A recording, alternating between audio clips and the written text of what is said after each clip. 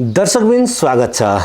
यतिखेर देशको जल्दो बल्दो विषय भनेको भ्रष्टाचारको विषय, त्यो पनि राष्ट्रिय नीतिको हिसाबले नि यहाँ भ्रष्टाचार भइरहेको देखिएको छ। अथवा तल्लो कर्मचारी तन्त्रमा होइन, देशका उच्च तहका व्यक्तित्वले गरेको भ्रष्टाचार जसले देशको नाम नै बदनाम गरेको छ।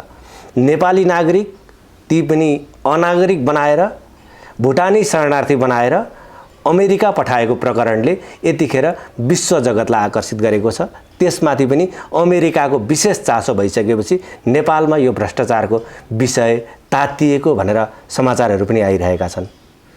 यतिखेर भ्रष्टाचार सामान्य रूपमा कर्मचारीहरूले गर्छन् र नेतासम्म पुग्छ भन्ने विगतको एउटा विश्वास थियो, त्यसलाई यथार्थ चरित्रण गरिएको छ र यथार्थ त साँच्चै नै नेतासम्म पुग्दो रहेछ, मन्त्रीसम्म पुग्दो रहेछ भन्ने पूर्ण रूपमा यसले चाहिँ प्रमाणित पनि गरेको छ।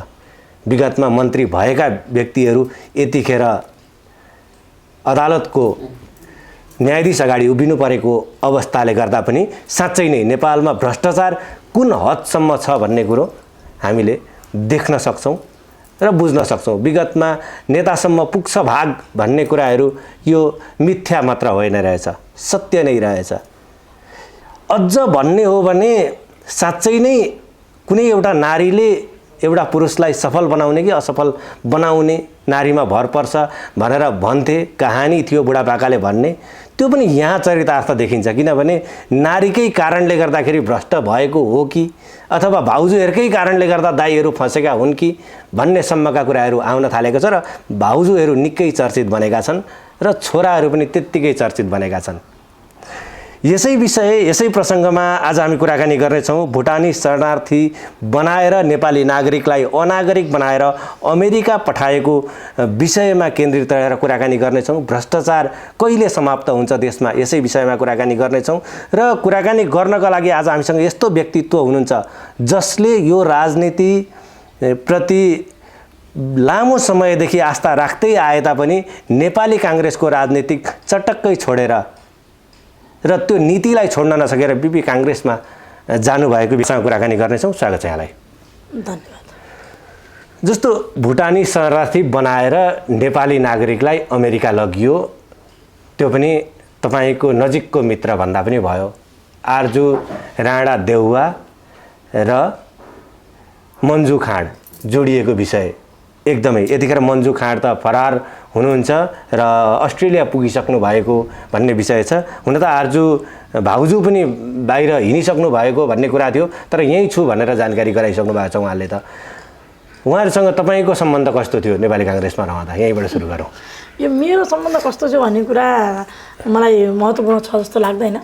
यति बेला नेपालको राष्ट्रिय अस्मिता बेचिएको बेला छ, नेपालीहरूको राष्ट्रिय स्वाभिमानितामा ठेस लागेको छ, भ्रष्टाचारको ज्वरो नीतिगत र संस्थागत तहमा छ भनेर चाहिँ देशका अनगिन्ती दर्जनौँ भ्रष्टाचार काण्डहरूमा आइरहेका थिए।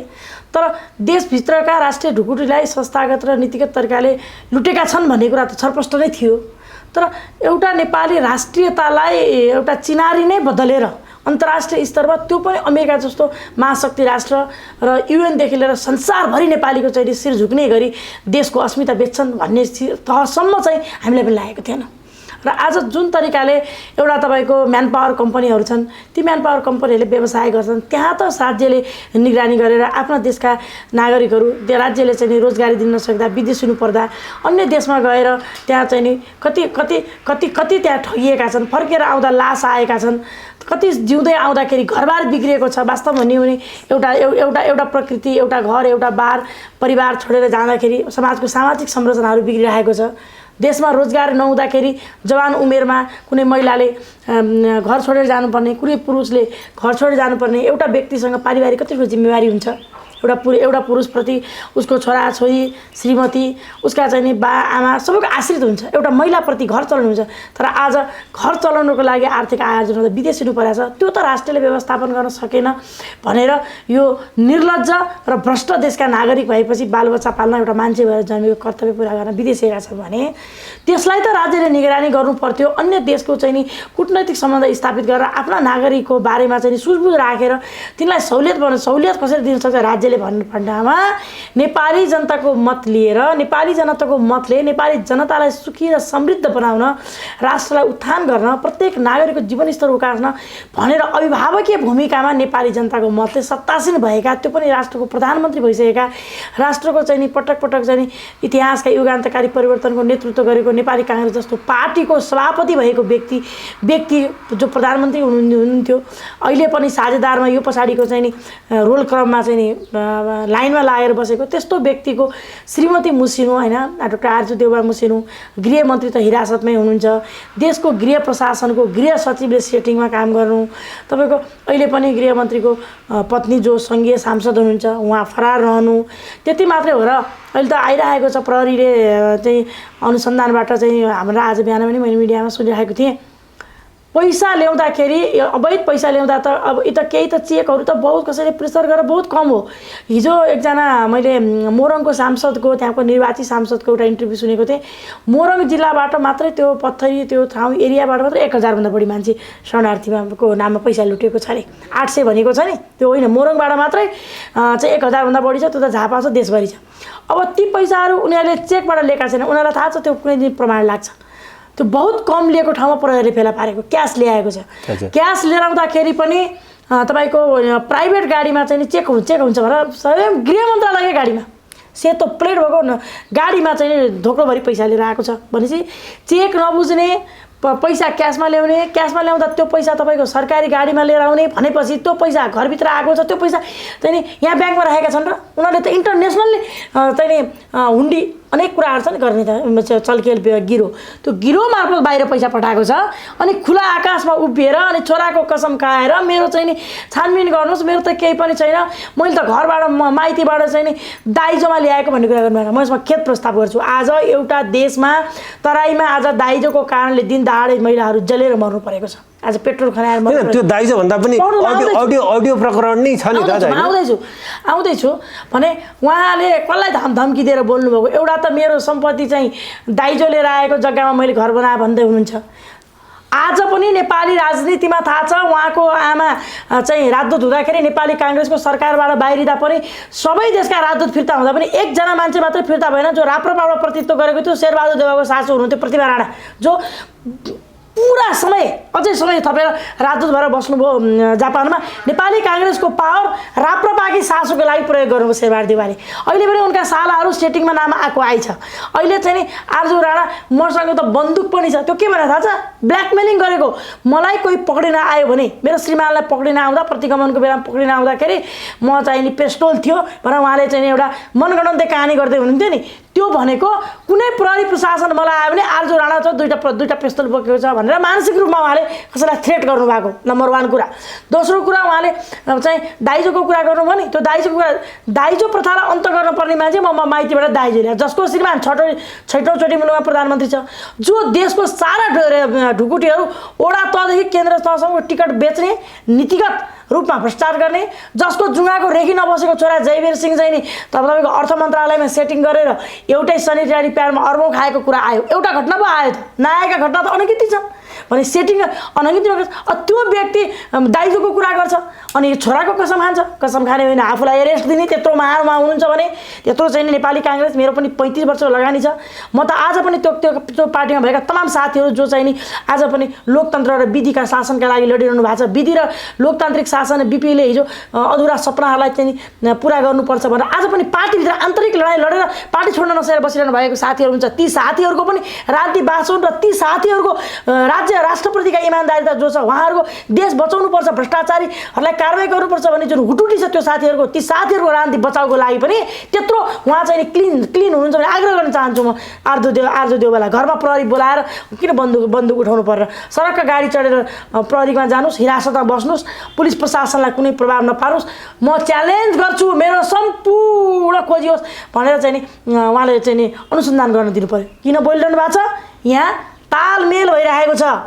देशको सबभन्दा ठुलो राजनीतिक पार्टी नेपाली काङ्ग्रेस उहाँको श्रीमान पूर्व प्रधानमन्त्री वर्तमान पार्टी सभापति त्यसको सम्पूर्ण तागत नेपाली काङ्ग्रेसको झन्डै 7 दशकभन्दा बढीको इतिहास बनाएको ग्रासरुट तल्लो तहसम्म लोकतन्त्रका नाममा झारबुटा रुख देख्यो भने ओहो यो त हाम्रो पार्टीको रुख भनेर माया गर्ने त्यस्ता इमोसनल चाहिँ कार्यकर्ताहरूको बल र तागतमा जनताको भोट लिएर त्यो जनताको भोटबाट पाएको 90 सिटलाई आज नेपाली जनताको क्रियाशील सदस्यको तागत र तिनले ल्याएको भोटले आज देश बेच्ने लाइसेन्स बनाइरहेको छन्। अनि खुलेआम बोल्ने कि म कसम खाएको छैन, मैले त लिएकै छैन, उहाँहरूले नलिनु भएको हो भने ल न त प्रचण्डलाई अगाडि बढ्नुहोस्, म पनि एरेस्ट दिन्छु, हामी क्लिन छौँ, सबै भ्रष्टाचारका काण्ड खोल्नु भने किन भन्नुहुन्न?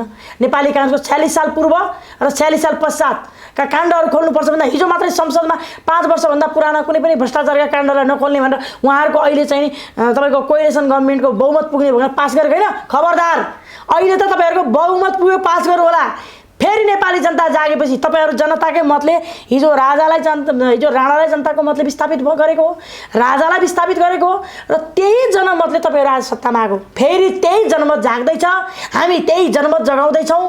हामी थुप्रै आज सचेत नागरिकहरू अब देशमा यी 3टा राजनीतिक कोल्याप्स हुँदैछन्। पक्कै पनि इमान्दार राजनीतिज्ञ हुनै पर्यो होइन? जस्तो स्विजरल्यान्डमा पनि लिक्वानले आफ्ना छोरालाई नै एरेस्ट गराएका थिए र सत्यता बाहिर ल्याएका थिए होइन, र आफ्नो राजनीतिक भविष्यलाई सुरक्षित गरेका थिए र सिङ्गापुरको भविष्यलाई पनि सुरक्षित नै गरेका थिए तत्कालीन समयमा। त्यस्तै राजनीतिक नेपालमा इमान्दारीपूर्वक होस् भन्ने यहाँको कामना पनि हो। जस्तो अब अर्को कुरो के भने नि, अब कुनै नेपाली काङ्ग्रेसका नेता बालकृष्ण खाँड एरेस्ट पर्नुभन्दा अगाडि कोठाभित्र थुनिन्छन् र त्यहाँ प्रहरी जाने बित्तिकै कुनै एउटा कागज खाइदिन्छन् होइन। अर्का नेता एरेस्ट हुँदै गर्दा हात हल्लाउँदै जनतालाई एकदम केही कुनै चिज हासिल गरेर अथवा जितेर आए जस्तो गरेर खुसी व्यक्त गर्दैछौँ कि जान्छन्। कस्तो यो फिल्मी शैली जस्तो क्या, कुनै कानुनै नभए जस्तो, केही नै नभए जस्तो देखिन्छ क्या। जनतामा एउटा त्यो निराशा, अझै उनीहरूको त्यो हात हल्लाइले, अझै उनीहरूको त्यो एरेस्ट गराइले, हिजो आफू गृहमन्त्री हुँदाखेरि कसरी गर्थे जनता माथिको त्यो व्यवहार, आफू जाँदा कसरी गर्ने, हेर्नु त। त्यो भनेको देशको व्यथिति, अराजकता, राजनीतिमाथि नेताहरूको मुठ्ठीभर व्यक्तिहरूको मनपरी शासन, देशका ठुला राजनीतिक पार्टीहरूका नेताहरूको मिलीभगतमा देश लुट्ने लाइसेन्स राजनीतिलाई बनाउनु, विधि र विधानभन्दा माथि राजनीतिक नेता बन्नु, त्यो राजनीतिक अराजकताको पराकाष्ठा हो यो। अब अहिले तपाईँले भन्नुभयो गृहमन्त्री चाहिँ भएको प्रमाणलाई चाहिँ चबाउनु भयो, टोपबहादुर एक त भागे, आउँदै गर्दा राजनेता जस्तो शैलीमा प्रस्तुत भए भन्नुभयो नि। यस्तो हो कि उनी लुकुन्जेल उनलाई स्वयं केपी ओलीले नै भगाए।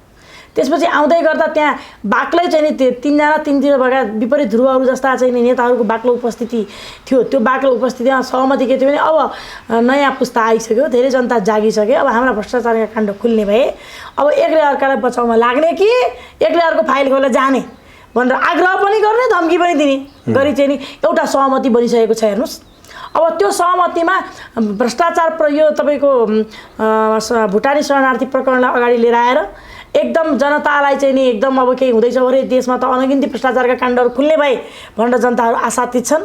त्यो आशामा अब तपाईँको अहिले पनि पुलिस प्रशासन आफ्नो तरिकाले काम गर्न पाउने भए सबै प्रमाणहरू पुलिसहरूसँग छ, प्रहरीसँग छ, तर प्रहरी डिमोरलाइज छ, प्रहरीलाई पनि कठपुतली निकममा बनाइएको छ र प्रहरी भएका प्रमाण लुकाउनलाई बाध्य बनाइन्छ प्रहरीलाई।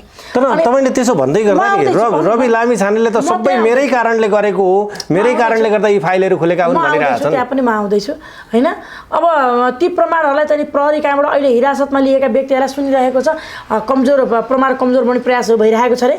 खबरदार, कमजोर प्रमाण त्यहाँ कमजोर बनाइन्छ, त्यसपछि अख्तियार पठाइन्छ, अख्तियारमा राजनीतिक पार्टीले भागबन्डा गराएर पठाएका व्यक्तिहरू छन्, तिनले चोख्याउने काम गर्छन्। त्यसपछि तपाईँको विशेष अदालत पठाइन्छ, त्यहाँ पनि न्यायाधीशहरू राजनीतिक पार्टीले भागबन्डा लगाएर न्यायालय पनि भागवटामा छ।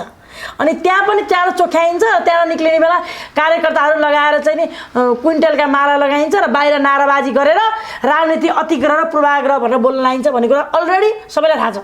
र नेपाली सचेत नागरिकलाई पनि थाहा छ यदि त्यो गइयो भने हामीले त गृहमन्त्रीलाई भेटेर भनेका पनि छौँ अगाडि बढ्नुहोस् अब तपाईँको पछाडि फर्किने अब हिजोको जस्तो ठुला नेताहरू बसेर चाहिँ नि फाइल दबाउने अब सम्भावना छैन बरु अगाडि जानुभयो भने तपाईँहरू एउटा इतिहास रच्ने एउटा मौका पाउनु भएको छ इतिहासको कालखण्डमा एउटा चाहिँ नि युग पुरुष बन्ने अवसर पाउँदै हुनुहुन्छ त्यो अवसरका लागि अगाडि बढ्नुहोस् पछाडि फर्केर गुपचुप गर्ने भन्नुभयो भने अहिले तपाईँहरूले चाहिँ नि संसदबाट बहुमतको धङधङीमा पास गर्नुभयो भने त्यो अर्को जनताको सरकार आएको दिनमा त्यो फेरि उल्टिन्छ 46 सालभन्दा पूर्व जान सक्ने गरी कतिन्जेल रोक्न सक्नुहुन्छ रोक्नुहोस् त्यसपछि तपाईँको अब अहिले चाहिने तपाईँले भन्नुभयो नि बालकृष्ण खाँडले चबाउनु हो मलाई थाहा छैन मैले देखिनँ मलाई थाहा पनि छैन चबाउनु भएन बाहिर सुनेको तर प्रहरीको अगाडि चबाएको हो भन्ने कुरो बाहिर मिडियामा आइसकेको छ चबाएको भने त्यहाँ मुचुर्का गरेको होला नि त मुचुर्का गर्नु पर्छ नि प्रहरीलाई थाहा छ नि यो कुरा कुनै पनि व्यक्तिले चबाउन सक्छ भन्ने कुरा प्रहरी आफ्नो काममा चाहिँ पूर्ण रूपमा स्वतन्त्र भएर गरेको छ कि छैन भनेको त्यसैको प्रमाणबाट थाहा हुन्छ बाहिर आयो भने रहन्छ भने लुकाएको रहेछ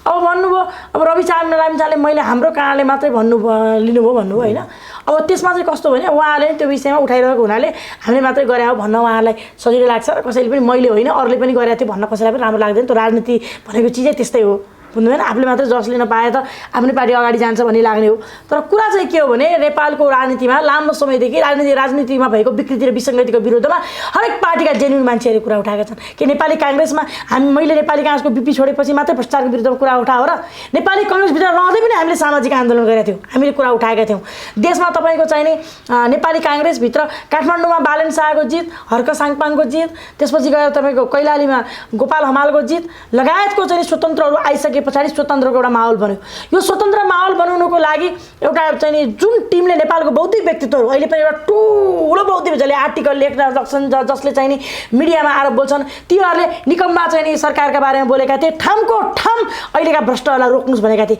तीहरूले बनाएको छ होइन स्वतन्त्रको तपाईँको यो भ्रष्टाचारी विरुद्धको माहौल तर यो थुप्रैजनाले म नेपाली काङ्ग्रेस बिपी छोडेर नेपाली काङ्ग्रेस छोडेर म बिपी काङ्ग्रेसमा जानुभन्दा अगाडि मैले मेरो जीवनको 30 वर्ष चाहिँ राजनीतिमा लाग्दा पछिल्लो कालखण्डको झन्डै 5 वर्षको उमेर त समय त पुरै नेपाली काङ्ग्रेसको भ्रष्टाचारको विरुद्ध खुलेआम पर्दामै काङ्ग्रेसभित्र रहिरहे पनि बोले आज पनि काङ्ग्रेसभित्र त्यस्ता बोल्ने अनगिन्ती साथीहरू छन् त्यसकारण देशका बुद्धिजीवीहरूले बोले नागरिक समाजले बोले अन्य राजनीतिक पार्टीका मान्छेले बोले हामी एउटा पार्टीभित्र बसेर पनि त्यही पार्टीभित्र लडेर बोल्यौँ त्यो सबै कुराको त्यो मौकालाई अवसर छोप्ने भन्छ नि त्यो अवसर छोप्न चाहिँ स्वयं फेरि रविजी पनि ग्यालेक्सी मिडियाबाट चाहिँ नि उहाँले पनि चाहिँ यो एउटा चाहिँ उचाल्नु नै भयो अब यसलाई अहिलेको युग भनेको एकदम डिजिटल मिडियाको युग छ डिजिटल लोकतन्त्र भन्छौँ हामी त अझ त्यसलाई अब यो डिजिटल उसमा चाहिँ जसको पहुँचमा चाहिँ पुग्न सक्यो त्यो पहुँचले जनता चाहिँ वाक्क दिक्क भएका थिए भ्रष्टाचारीहरूसँग जनतासँग विकल्प थिएन जनता एउटा नयाँ विकल्प चाहन्थे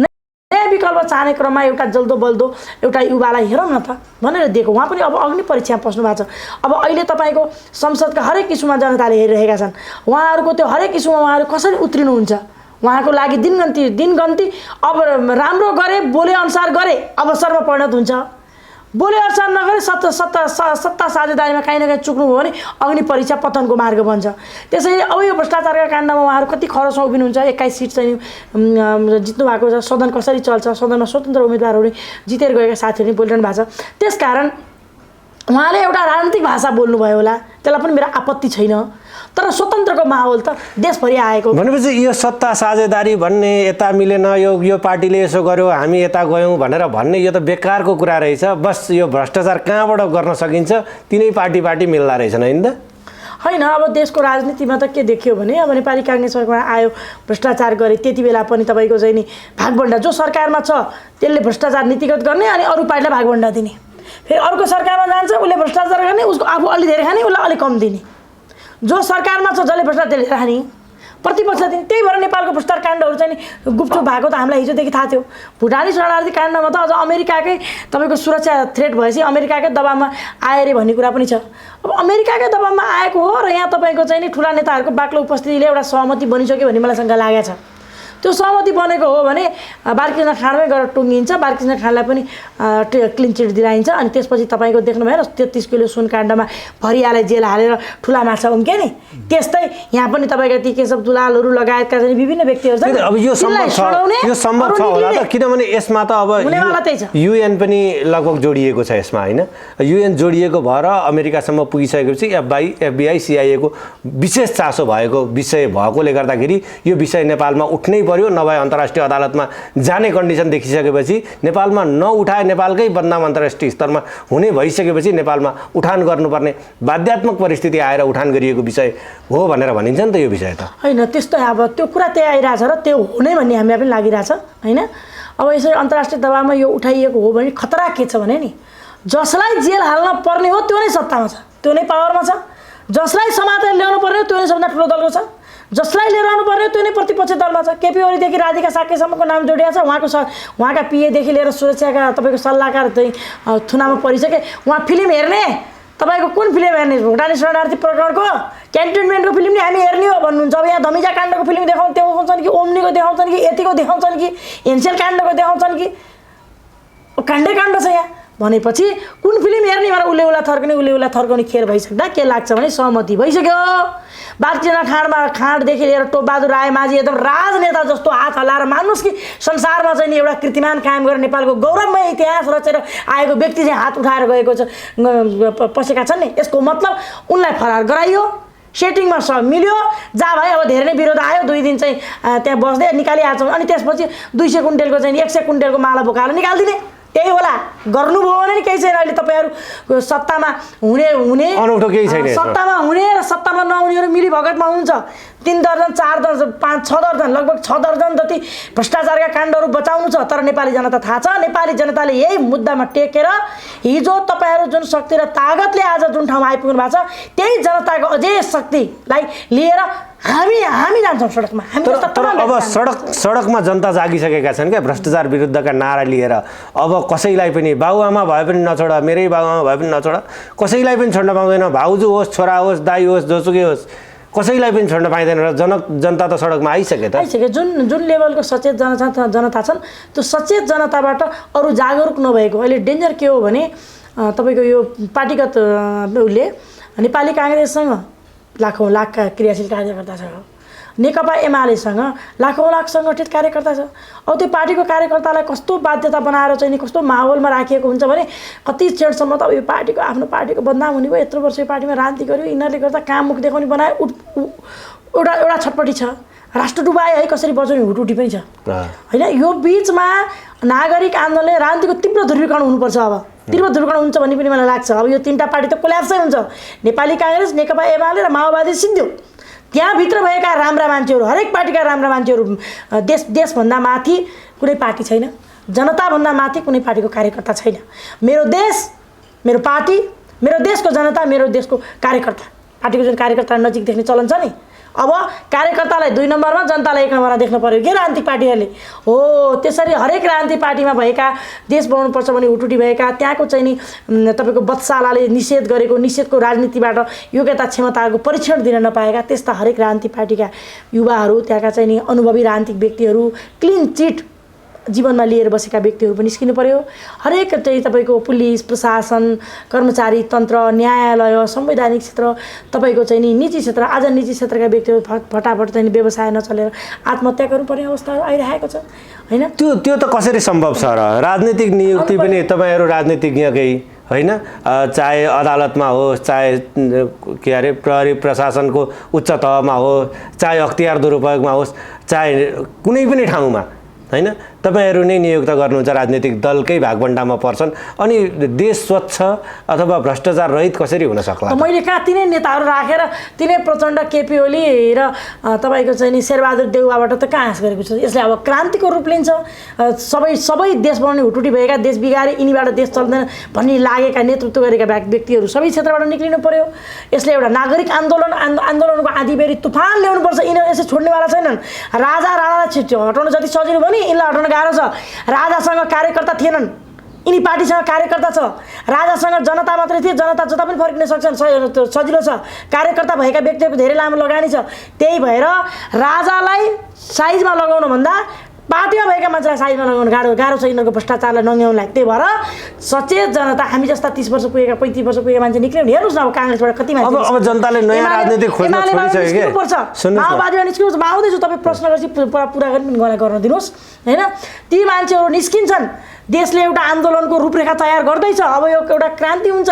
त्यसपछि तपाईँले तिनैबाट सबै ठाउँमा चाहिँ नि सेटिङमा छ, सबै ठाउँमा संवैधानिक निकायमा उनीहरूका राजनीतिक नियुक्ति कसरी न्याय हुन्छ भन्नुभयो नि हो। अब देशले कुनै पनि कुरो अभ्यास गर्ने हो, राणा शासन टिकेन, पञ्चायती व्यवस्था गयो, तपाईँको लोकतान्त्रिक व्यवस्था आयो। लोकतन्त्रमा भएका लोकतन्त्रको पनि अभ्यासमा के राम्रो भए त?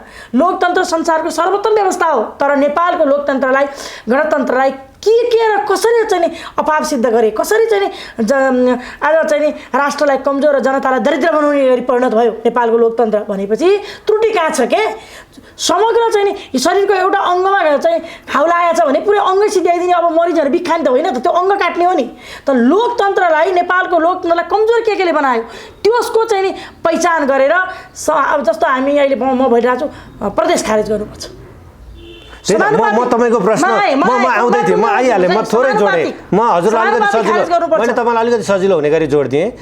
हामीले धेरै राजनीतिक परिवर्तन ल्यायौँ होइन, विगतमा राणा शासन फ्याल्यौँ, त्यसपछि भनौँ न पञ्चायत फ्याल्यौँ, प्रजातन्त्र फ्याल्यौँ होइन, लोकतन्त्र गणतन्त्र यहाँसम्म हामी आइपुग्यौँ। तर हामीले जति व्यवस्था परिवर्तन गरे पनि उही परीक्षण मात्रै रहेछ, झन् हामीले खराब ल्याउँदै गयौँ भन्नेतिर जनता लागिसके। तर अब प्रजातन्त्रै ठिक रहेछ भनेर केही माहौल, राज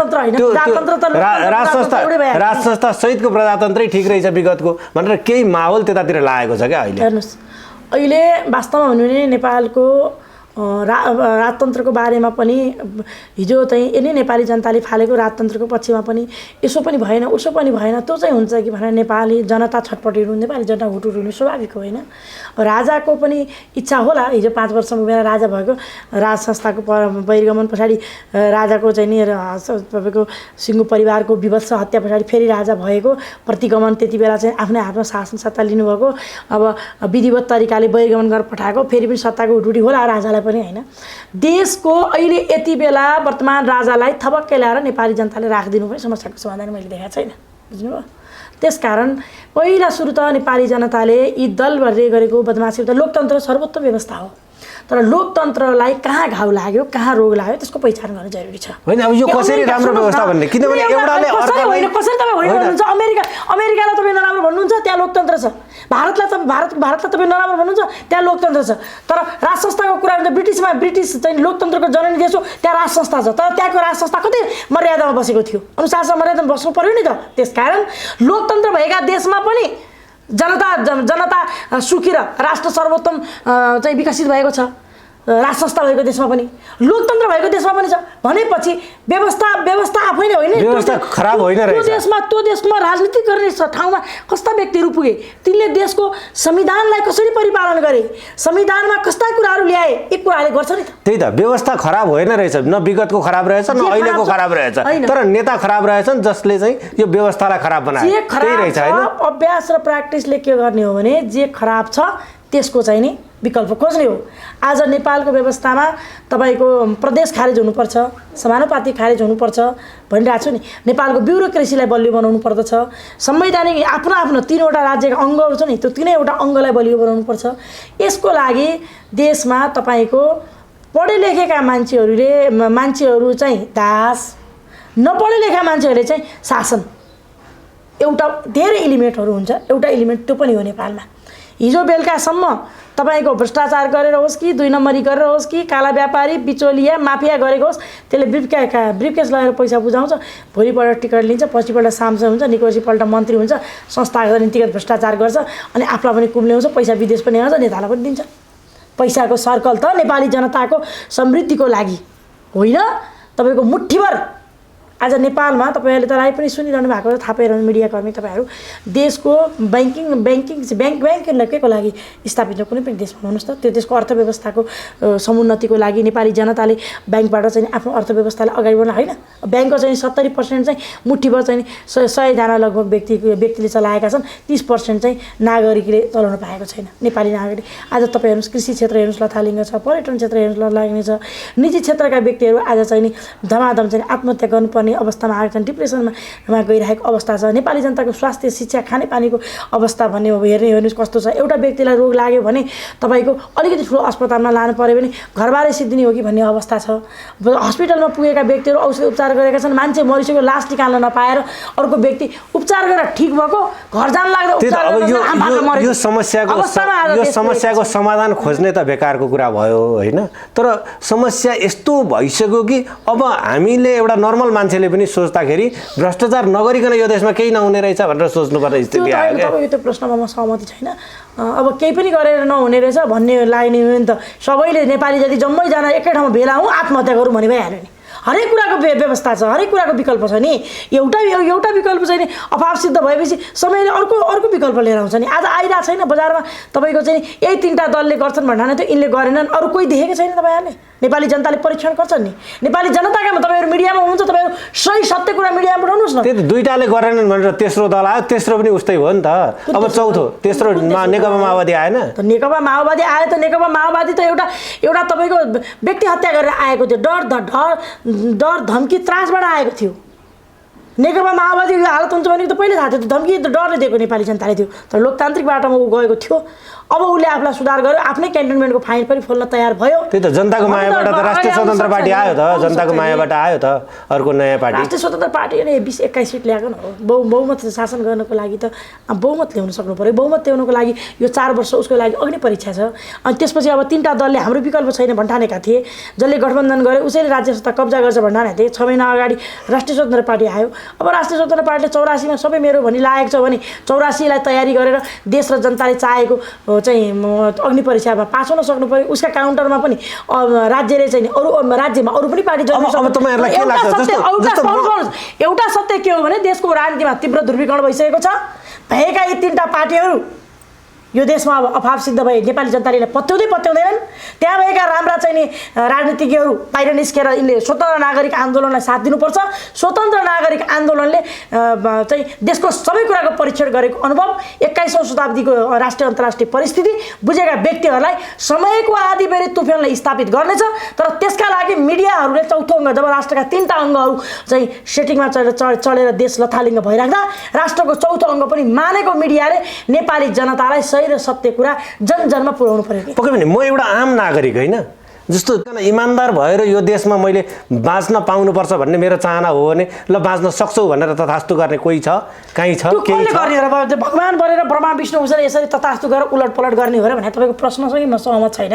त्यसको लागि त नेपाली जनता तपाईँको चाहिँ नि सचेत भइसके। नेपाली जनता सडकमा उत्रिँदैछन्, नेपाली जनता खबरदारी गर्दैछन्। भएका 3टा पार्टीहरू मिलिभगतमा मिलाउन लाग्दैछन्। अहिले उनीहरू मिलायो भने पनि जनताले आन्दोलनको तुफान सिर्जना गर्दैछन्। तर एउटा कुरा स्थापित भयो, भ्रष्टाचार गरिसके पछाडि ठुलो पार्टी भए पनि, प्रतिपक्षमा भए पनि, प्रधानमन्त्री भए पनि, गृहमन्त्री भए पनि खोरमा जानुपर्ने रहेछ। भ्रष्टाचार गरेको सम्पत्तिले जतिसुकै तडक भडक गरे पनि अन्ततोगत कलङ्कित भएर खोरमा बस्नुपर्ने रहेछ भन्ने कुराको नजिर स्थापित भयो। अब आउने पुस्ताले त्यति मात्रै भएन, त्यो भ्रष्टाचारको बिफकेस भयो भने खोरमा बस्नुपर्ने रहेछ, निक्लिन छिटै पाइन्छ भन्ने पनि हुन्छ। त्यो अहिले केही समय निक्लेला तर त्यही मुद्दामा समातेर देश आन्दोलनमा जाँदैछ। हस्, महत्त्वपूर्ण समाचार हो। यहाँलाई धेरै धेरै धन्यवाद। आभारी छु, एकदम महत्त्वपूर्ण तपाईँहरूको मिडियाले अवसर दिनुभयो, एकदम कृतज्ञ छु।